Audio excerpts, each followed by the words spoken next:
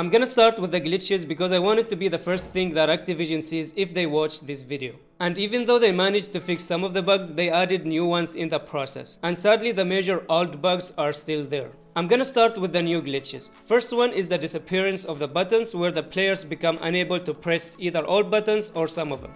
As you can see here, the player can only run, he can't do anything else. Also, everything looks frozen like the minimap, and from what I've seen, I believe this glitch happens after landing from the air, whether you land from a helicopter or after landing from an airborne. And another similar glitch that many players reported was not being able to heal after landing from the revive flight. Next big glitch is related to the movement, where sometimes you see the enemies moving too fast and teleporting all over the place. I actually encountered this glitch against a full squad, but sadly I wasn't recording. But here's an example from a YouTuber called Hanzo. It's exactly the same, so it happens in both MP mode and BR mode. Usually glitches like these happens because of lag or high ping, but not this time. As you can see here from the enemy perspective, the ping is normal at 30 ms, so I believe it's a glitch caused by the game itself. After that, we have some small bugs and also the big old bugs. First one is a glitch that causes a small freeze after opening your scope. The duration of this freeze depends on the device, so if you have a potato device, it might last longer. Next, we have the seat eject glitch, and when I played beta, I thought it was fixed because I tested it so many times and I didn't get it. But after playing the actual update, I realized it's still there. Third annoying glitch is the black screen, which mostly happens to Android players, and even though they said they will fix it in Season 2, sadly this glitch still happens to so many players. We also have a glitch that allows you to go invisible. This glitch happens when using Phantom skin, whether it's the original skin or the championship skin. And I'm not sharing this glitch for you guys to abuse it, because you will get reported for hacking if you decide to use it. I'm just posting it for Activision to fix it.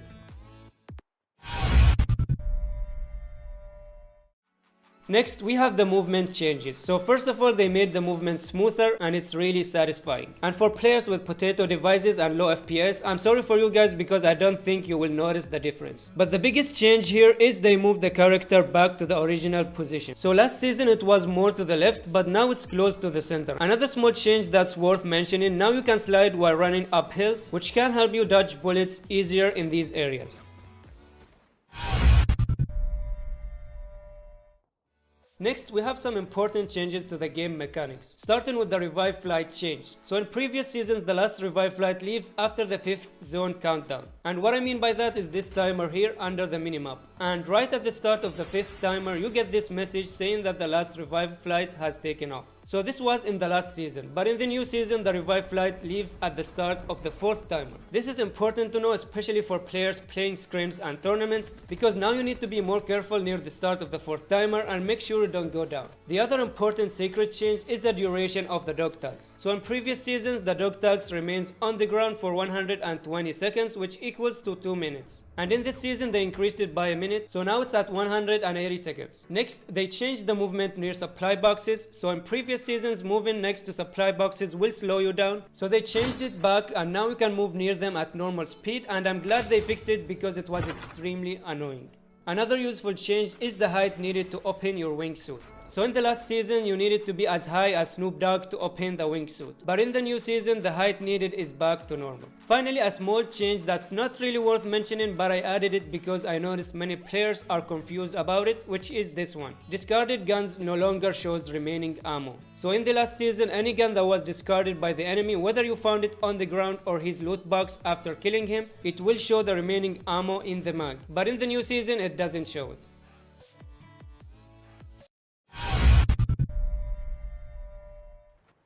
Moving on to the fixes, Activision fixed many things and I want to thank them for that, especially after they recently made a small patch fixing one of the biggest glitches that came with Season 2, which is the camera glitch inside buildings. So once you enter any building, the camera zooms out, and when you try to jump, the camera suddenly shifts to the sides. But you don't have to worry about that anymore because Activision fixed it, and it's probably the fastest fix I've seen so far.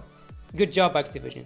Second fix was done to the hipfire. As I mentioned earlier in the video, last season when using hipfire, your bullets goes below the crosshairs. But after the recent update, it goes exactly where you aim. And that's really good to see, especially for players who rely on hipfire a lot to win close range fights. Next fix is the zipline sound, so now you can hear enemies using the zipline, which gives you time to react. They also changed the number of FHJ rockets needed to destroy the airdrop flights, because last season it was random. Sometimes it takes 3 rockets, other times 5, and sometimes you won't even be able to destroy it. But now it's back to normal, so you only need 2 FHJ rockets to bring it down. And of course, destroying these flights will allow you to get the airdrop before everyone else. Next, they fixed the Ninja class sound and now it's normal. So after upgrading the Ninja class, the user won't be able to hear his footsteps. Finally, they fixed most sound issues and it became easier to locate enemies with the sounds. Regarding the buffs in this season, they are game changers. I'll start with the most important buffs. First of all, the Annihilator buff. So now you can knock enemies with 2 shots only at any distance, even with a level 3 vest and 150 HP.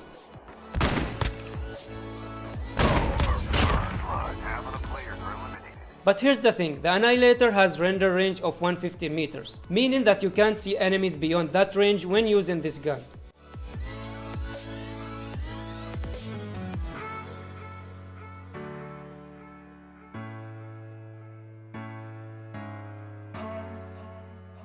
The second big buff was done to the Tempest, as it received both damage and radius buffs. Same as the Annihilator, the Tempest can kill anyone with 2 shots only at any range.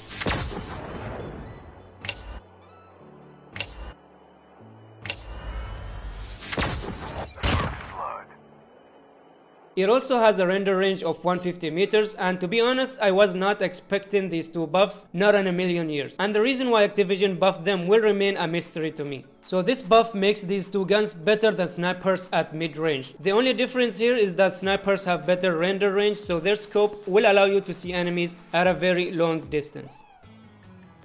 The next buff was very much needed as they buffed both the accuracy and horizontal recoil of all the guns. The other accuracy buff was done to close range guns, including the SMGs and the shotguns. And it's highly noticeable, especially on the shotguns. And you will notice that the crosshairs of the shotguns became smaller compared to the last season. That's because the bullet spread became less. So it's a bit harder to aim, but at the same time you get a high burst damage that can kill enemies with 1 to 2 shots. And I feel like this buff was needed and it totally makes sense. Next, we have throwables buff as they increased their range and now you can throw them to a longer distance compared to the last season. Finally, we have Sniper's recoil buff. Personally, I can't tell how good this buff is because I'm the worst sniper in the game. But I'd assume it's a good one because recently I've seen many snipers hitting their targets easier compared to the last season.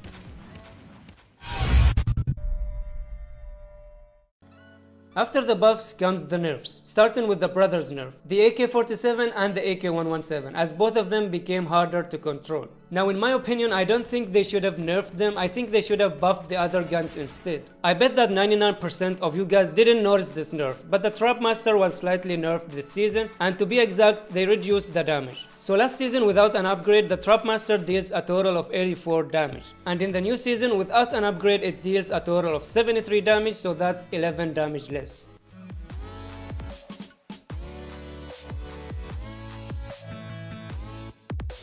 And after the upgrade, in Season 1 it used to deal a total of 104 damage, but in Season 2 the total damage was reduced to 102, so the difference is only 2 HP, which is pretty much useless. So it only affects it when it's not upgraded. The final nerf was done to the FHJ as they decreased the rocket speed, and I believe they nerfed it to help players with high ping to give them more time to react. Because if you have a high ping, the warning will be delayed for you, and in some cases you won't even get a warning, especially if you're close to the ground. Other than that, they also changed the lock-in time of the FHJ to 1 second. We arrived to the final part, mentioning other additions, starting with the truck. What makes it special is the high durability, and to give you an idea, I compared it to the helicopter. So the helicopter can take 2 FHJ shots, while the truck can take 4 shots. The other thing that makes it OP is the fact that you can kill enemies with 1 hit only, even at 150 HP. You just need to be at the right speed. The next change is the ability to choose the scope's loot from the settings. Just go to the BR settings and then the loot settings, and you will find it in the end. They also made it possible to add pistols to your loadout, so now you can pick them up from the airdrop. Finally, the addition of tank mode, which will be available on the 19th of this month, and that mode will be ranked, so you can play and gain points to rank up and climb the leaderboards.